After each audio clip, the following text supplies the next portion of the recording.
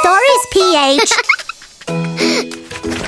Si Moses at ang nagniningas na palumpong.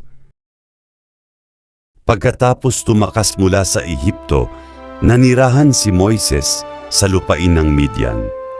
Nag-asawa siya at naging pastol ng mga tupa. Araw-araw, inaalagaan niya ang mga tupa sa disyerto at bundok. Masaya siya rito kasama ang kanyang pamilya. Halika mga tupa ko! Tara na tayo sa bundok para kumain ng damo!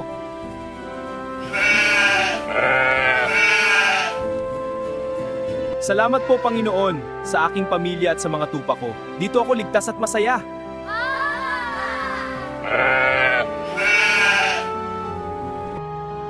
Isang ordinaryong araw, dinala ni Moises ang mga tupa sa bundok Horeb. Mainit ang araw, pero masaya ang lahat. Biglang may kakaibang nakita si Moises sa malayo. Ano kaya yun?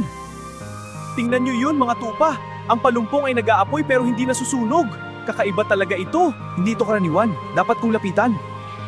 Lumapit si Moises sa palumpong. Hindi ito ordinaryong apoy. Ito ay milagro mula sa Diyos.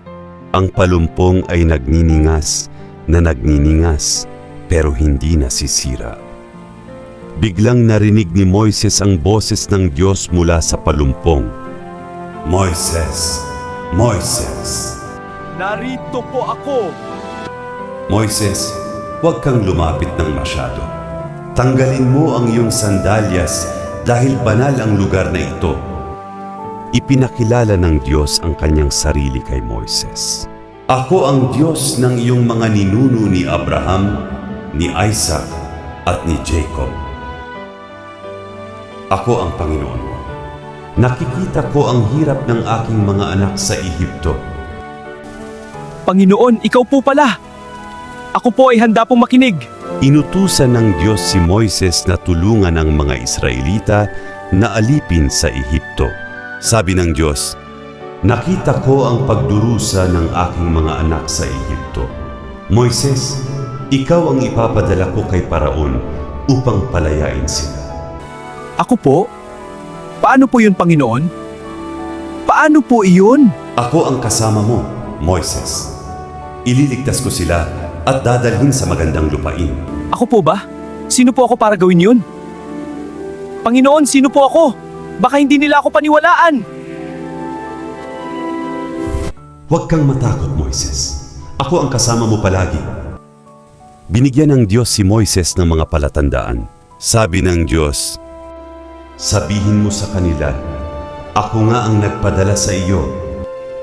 At biglang, ang tungkod ni Moises ay naging ahas. Tapos ang kamay niya ay nagkasakit, pero gumaling din.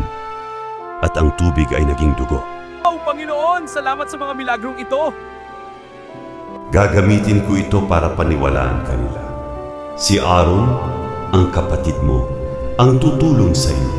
Magkasama kayong pupunta sa Ehipto. Opo, Panginoon. Susundin ko po ang utos ninyo. Salamat po sa tulong! Pumunta ka na, anak ko.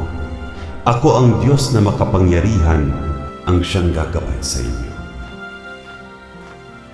Umalis si Moises upang sundin ang Diyos. Ito ang simula ng dakilang pagliligtas. Siya ay masaya at puno ng pag-asa dahil kasama niya ang Diyos. Ang aral ng kwento. Tulad ni Moises, maaring matakot tayo sa malalaking gawain, pero kapag tinawag tayo ng Diyos, siya ang tutulong sa atin. Sundin natin siya dahil mahal niya tayo. Salamat sa Diyos sa kahanga-hangang kwentong ito.